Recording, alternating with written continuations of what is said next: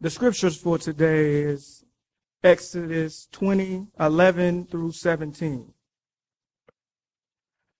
For in 6 days the Lord made heaven and earth, the sea and all that is in them, but rested the seventh day. Therefore the Lord blessed the Sabbath day and consecrated it. Honor your father and your mother, so that your days may be long in the land, and that the Lord your God is giving you. You shall not murder. You shall not commit adultery. You shall not steal. You shall not bear false witness against your neighbor. You shall not covet your neighbor's house. You shall not covet your neighbor's wife, or male or female slave, or ox or donkey, or anything that belongs to your neighbor.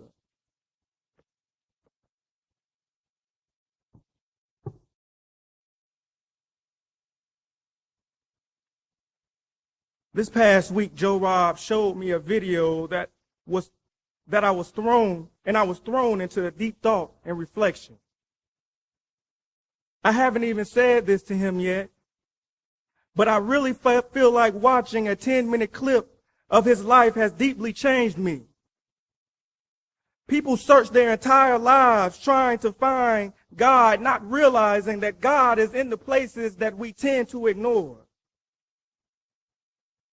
We ignore these places because we swear we don't have enough time. We ignore these places because the world pays us to ignore these places. I want to make a claim today that the only way we encounter God is being in the places where God is working. And God is working in the places where people are oppressed. But Reverend Benson, everybody is hurting at some point in their life, right? I agree.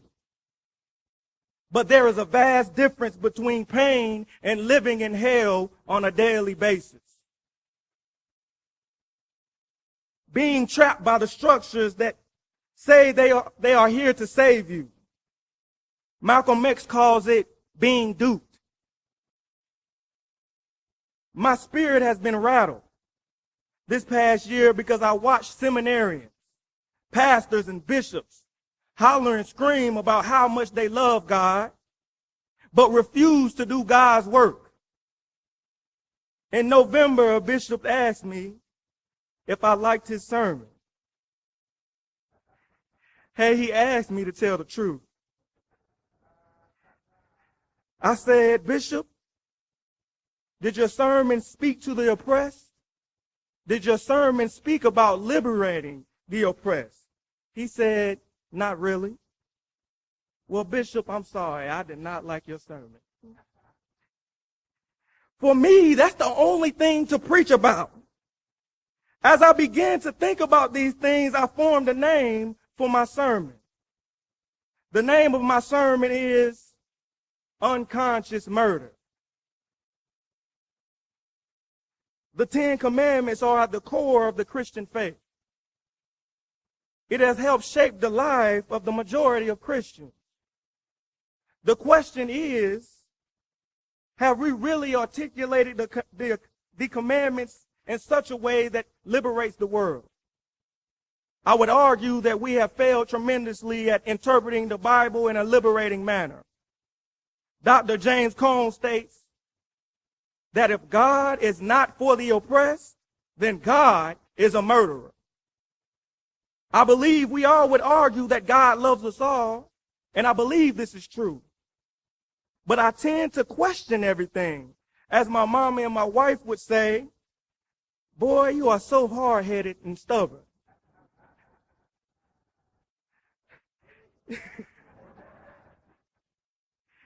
I would never argue with this statement because I know it is true. I refuse to accept simple answers or simple conclusions because there is always something that is hidden from the naked eye. There is always an underside to everything that we do. And I believe this is where God is. Yes, God loves us all, but what does that mean? Are we saying that God does not punish? Are we saying that God accepts everything that we do? I would say no. If you're not on the side of the oppressed, you are not on God's side. I come from an oppressed people. I come from a people that figure out how to survive even when there's nothing to survive on. How do you push on when there's nothing in the food cabinet? Your babies are hungry. And there's a stack of bills in the corner that you have no idea how you're going to pay. Many people have no choice but to simply survive, push on, and live because they must. I want to focus in on one of the 10 commandments today. And that commandment is, thou shalt not kill. It's simple, isn't it? Just make sure you don't kill anyone, right? Well, I don't know. I don't think it's that simple. We really like to try to over-organize things and make them simple to abide by so that we can have this beautiful and relaxed life here on earth. But as one of my professors said, Mr. Benson, you must like being a rebel because you question all orthodox teaching. I said with a huge grin on my face, well, rebels are what changed the world, and conformers die before they even live. Thou shalt not kill. Now, I think we are all good people here at Wedgewood, and I don't believe that anyone here has ever purposely tried to kill someone. If you have, let me know so that I can keep that in mind. But I just think we have to be willing to look deeper into what we say and what we do. Thou shalt not kill. In early 2007, as I served in the Navy, I began to do a lot of volunteer work at shelters in Norfolk, Virginia. The shelter was full of veterans, and one day I sat to speak to one of the Vietnam vets that lived at the shelter. He was an older black male. He asked me, was I in the military? I said, yes. And then he asked me, how many people have you killed? I said, none. Well, how many times have you ignored what's going on out here in these streets? He smiled and walked away. I'm still mad at that man for doing that. I had no answer. I actually had no idea what he was talking about. I have ignored many things in my life. I've heard the cries of women, of a woman getting beat by her alcoholic husband. All I said to myself was, she told me it was none of my business when I asked her about the abuse. Yeah, I left out the fact that she had a young child. For years, I've walked past homeless people telling myself, geez, why won't they just get a job? As if the majority did not work. Shows my ignorance at the time. I have even neglected my soul telling me that I was here for something more than just chasing money. What did I do in the majority of these situations? I became devoured by fear. Fear of death. Fear of neglect. And fear of struggle. Thou shalt not kill. How many children have died because of our greediness? How many people have been exiled with nowhere to go because of our ignorance?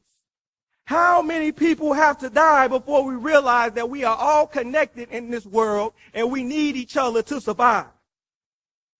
I reject what they teach in school, that if you work really hard, that you can accomplish anything. I call it another word, but I won't say it in church today. I know. It's many of us who have bought into that lie. If it is true, somebody please explain to me why 1 in 2 children in our rich country are starving. Somebody please explain to me why women and children are the fastest growing group when it comes to poverty. How does someone succeed when they are being poisoned, destroyed mentally, and in some cases beaten until they forget who they are? Thou shalt not kill, right? It took all I had to decide to go to graduate school, because I continue to battle with the thought that as I attend college, people are dying, and I'm doing nothing about it. Am I being a hypocrite? I ask myself daily. The only thing keeping me going is something that a mentor told me. You must become smarter than your enemy, which is the oppressor. Because if you don't, they will murder you mentally before you even touch your grave. How did we become a world where murder is accepted? People are still lynched today. If you don't believe me, after you leave today, please go visit the nearest prison. How did we get here? A place where we speak about how much God has blessed us, and then we turn around and accept our president dropping bombs on innocent children. Now, don't get me wrong. It is a beautiful thing to see a black family in the White House. But I thought we said thou shalt not kill, right? I know we have all been at home relaxing, and then the news comes on and a picture of a person who has been charged with murder flashes across the screen. Many of our reactions are filled with anger, sadness, and many times revenge. But the issue that when we wake up day after day, we do nothing about the structures that cause oppression, that cause murder. We do nothing about the structures that cause poverty. And yes, we say nothing to politicians that condone bombing of any human being. Thou shalt not kill, right? As I say in many of my prayers, God is a God of justice. And God is a God of love. What that means to me is that God is always and forever on the side of the oppressed. What is the difference between a terrorist and one who simply ignores the cries of pain in our society? In my opinion, the answer is nothing. To ignore, to simply be nice to the oppressed, is to kill the oppressed. We must not become so blind and devoured by peace that we simply forget what the oppressor looks like. To say you love someone, and I mean really love someone, is to be willing to put yourself on the line. To be willing to sacrifice for the oppressed is what being a Christian is all about. No, I'm not claiming to have all the answers. I'll probably have none of the answers.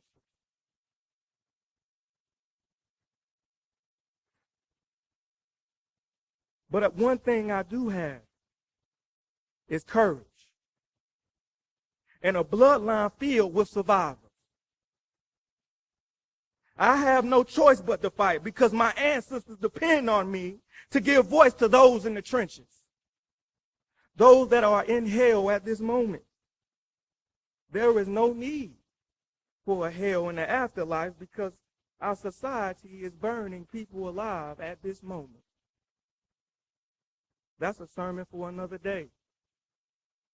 People often ask me, where did I get my radical theology? I simply say, my friend, my ancestors hung from trees right here in good old North Carolina. Black children were denied an education right here in good old North Carolina. And today, minorities are still not taught their history. Why have children not heard of Huey P. Newton, Angela Davis, James Baldwin, and the African Imhotep? Why? If it wasn't for my grandfather, James Hamilton, I would know nothing about my history. So if I refused to speak, their struggle would have been pointless. For me to ignore is no different than me simply being the oppressor. For us to ignore is to simply kill.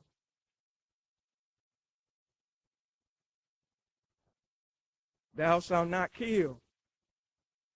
Right?